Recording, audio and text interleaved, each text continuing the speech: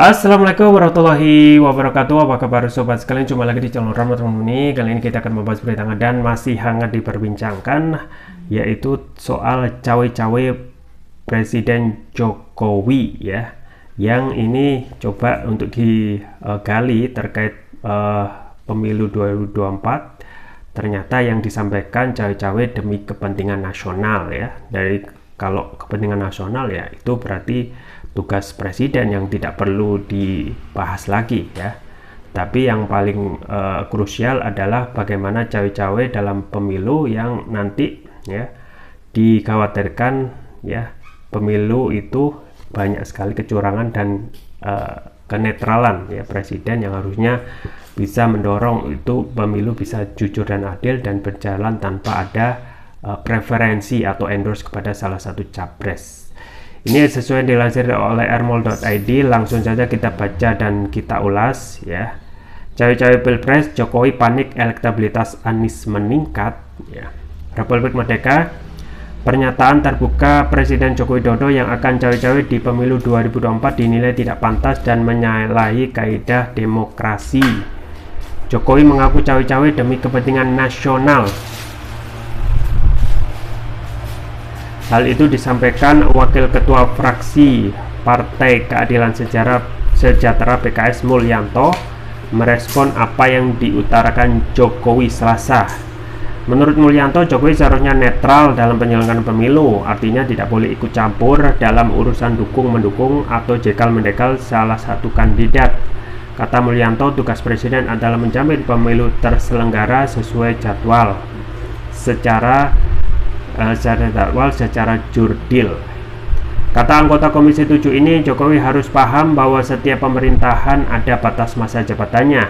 Pemerintah harus menghormati mekanisme pergantian kekuasaan, bukan malah cawe-cawe mendukung satu kandidat. Kalau presiden cawe-cawe terlalu jauh sama saja mengkhianati demokrasi. Ini kan utamanya soal partisipasi publik dan otoritas partai, jelas Mulyanto. Mulyanto berpandangan publik harus diberi ruang untuk menentukan siapa yang berhak melanjutkan kursi kepemimpinan nasional. Menurutnya Jokowi seperti panik dengan popularitas dan elektabilitas Anies Baswedan yang terus meningkat. Di sisi lain, Jokowi seperti yakin Anies Baswedan figur capres yang tidak bisa diandalkan untuk melanjutkan program-program yang sedang dijalankan. Karena itu, untuk mengamankan program yang sudah dijalankan presiden, merasa perlu cawe-cawe mendukung capres selain Anies Baswedan, jelas Mulyanto.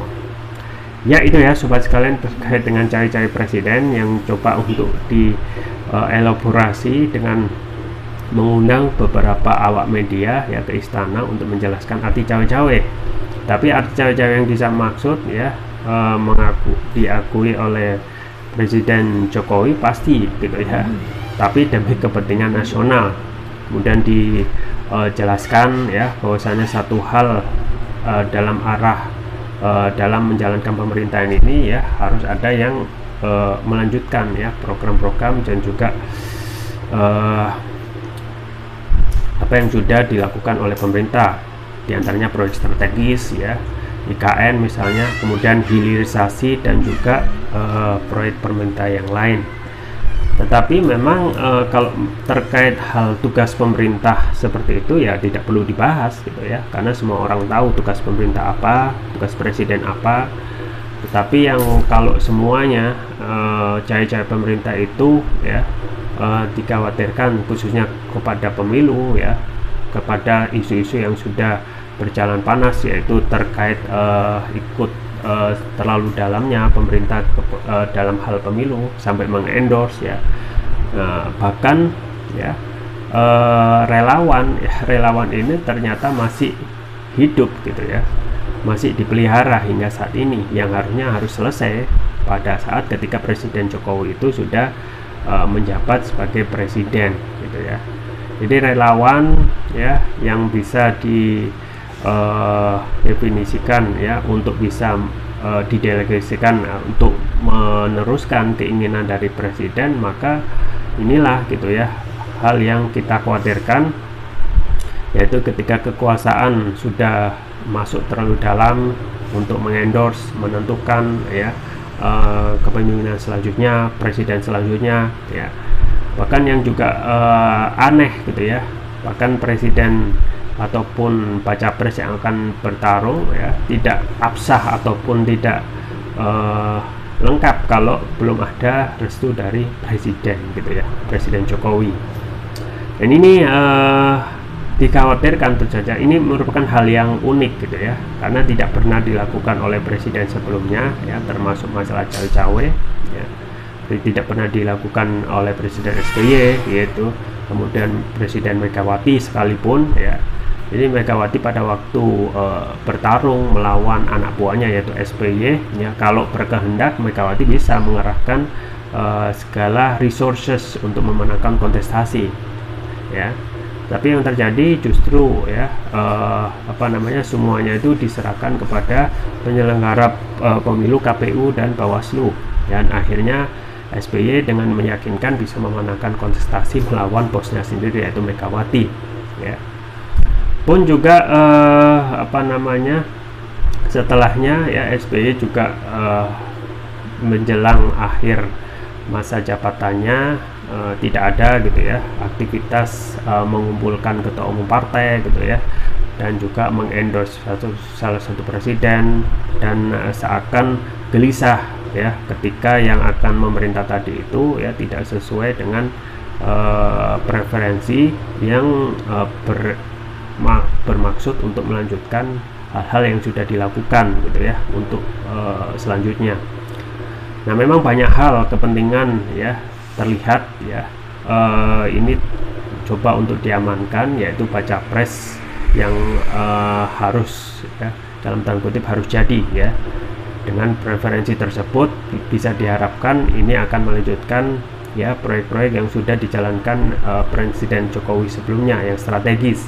Misalnya IKN yang nilainya fantastis ya, yang sudah dibahas bahwasanya kalaupun ya secara normatif proyek-proyek itu bermanfaat bagi rakyat akan dilanjutkan tanpa perlu adanya ya arahan spesial khusus sekalipun gitu ya. Jadi ketika kita berbicara tentang kepemimpinan selanjutnya ya, presiden juga mempunyai pandangan tersendiri ya terkait kerja presiden sebelumnya, entah itu akan dilanjutkan atau tidak ya, termasuk IKN ya. IKN yang kita ketahui dari awal banyak sekali kontroversi, termasuk proses pemindahannya pun ya ada kontroversi. Bagaimana mungkin ketika sudah ada proyek kereta cepat Jakarta-Bandung ya untuk mempermudah kelancaran transportasi dari Jakarta ke Bandung, justru ibu kotanya pindah gitu ya. Buat apa mempercepat membuat proyek tersebut? Pun dari proyek IKN pun ya sedari awal ya sudah ada penyampaian bahwasanya itu adalah bisnis to bisnis. Tetapi pada kenyataannya ya sama seperti nasib proyek kereta cepat Jakarta-Bandung ya, akhirnya itu bermasalah dari segi pembiayaan, termasuk investasi yang konon katanya bisnis to bisnis, dan akhirnya tidak dipandang menguntungkan. Akhirnya semua investor lari ya untuk IKN ya. Hingga saat ini belum ada ya informasi yang secara lengkap bahwasanya sudah ada investasi yang memberikan investasi yang memastikan untuk keberlangsungan IKN.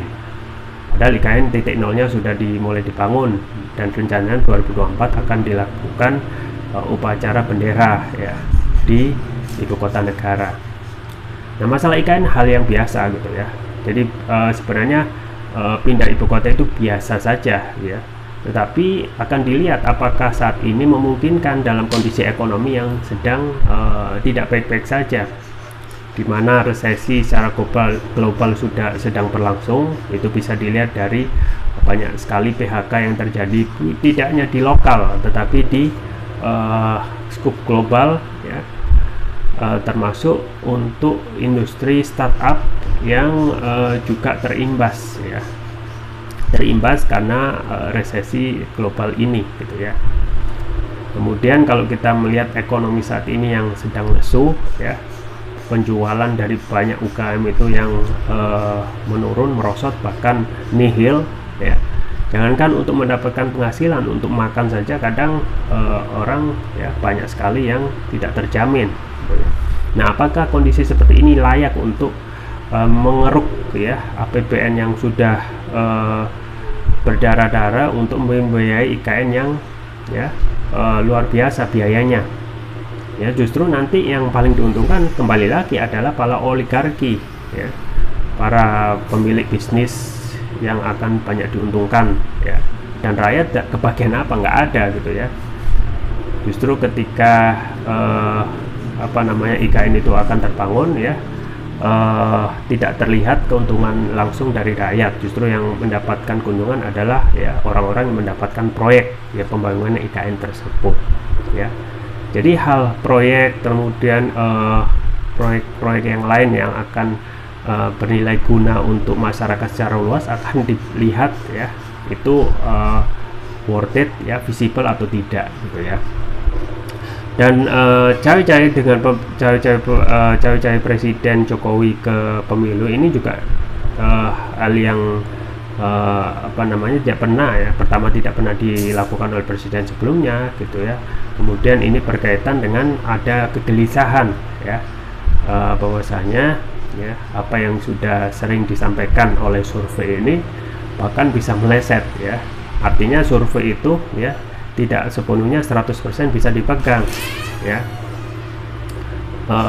Kita ketahui ya Anies Baswedan dalam penyebutan survei itu selalu dalam posisi ranking buncit ya, posisi ketiga ya, dan yang menjadi langganan itu kalau nggak Ganjar, Prabowo. Dan sekarang memang preferensinya ataupun kecenderungannya adalah Prabowo terus ya, selalu memenangkan survei ya. Tetapi ketika survei yang menempatkan Anies selalu dalam posisi ketiga ya, tetapi justru yang gelisah adalah kekuasaan gitu ya. Harusnya ketika terus mendapatkan posisi buncit ya santai-santai saja gitu ya, karena di survei sudah menyatakan demikian. Artinya apa? Artinya survei itu bisa hanya dipakai dalam tanda kutip sebagai campaign manager ya, atau penggiringan opini yang hasilnya seharusnya bukan begitu gitu ya. Dan konon ya bisik-bisik tetangga ya justru ya seharusnya hasil yang memenangkan gitu ya dalam survei itu sebaliknya, yaitu Anies Baswedan. Nah, kalau bicara dengan survei dengan polling ya, kurang lebih itu adalah partisipasi publik, tetapi ya yang selalu menang justru Anies Baswedan ya. Kita bisa lihat misalnya dalam polling ya, lembaga media yang bisa dikatakan lebih kredibel yaitu ILC ya. ILC itu sudah mengadakan polling Twitter, dan kembali lagi ya baca pres yang memenangkan Anies Baswedan ya. Kemudian polling-polling yang lain atau kita melihat lebih dalam misalnya Google Trend ya, dan juga Big Data, semuanya memenangkan Anies ya. Artinya memang kecenderungan cawe-cawe presiden ini pertama memang tidak etik ya, tidak mempunyai etika publik ya. Keduanya memang ada kegelisahan tentang bagaimana nanti yang menang itu ya bukan sesuai dengan keinginan istana, yang otomatis tidak akan bisa melanjutkan ya proyek-proyek yang dikehendaki oleh istana ya.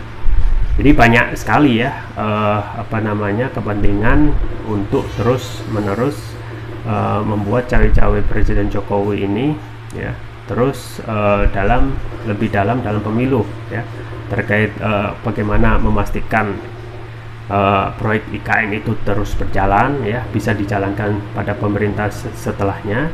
Kemudian juga tentu saja ketika baca pres yang akan menang nanti ya bisa mengamankan berbagai ya kepentingan presiden pada saat lengser nanti ya. Potensi nanti dibukanya ya terkait pelanggaran hak asasi manusia misalnya ya, terkait kasus kilometer 50, kemudian kasus Kanjuruhan ya, Kemudian duganya juga potensi ya praktek KKN yang membelit pada saat Presiden Jokowi memimpin, dan juga kemungkinan untuk mengamankan dinasti politiknya. Di situ ada Gibran dan juga Kaisang yang konon akan maju dalam kontestasi ya Pilwakot di Depok ya. Jadi banyak hal yang saat ini harusnya cawe-cawe presiden itu bisa menjadi pelajaran penting ya, supaya presiden yang akan menyelesaikan masa jabatan itu harus lebih fokus dalam menjalankan tugasnya. Itu saja yang bisa saya sampaikan, semoga bermanfaat. Jangan lupa like, share, dan subscribe. Sampai jumpa lagi. Wassalamualaikum warahmatullahi wabarakatuh.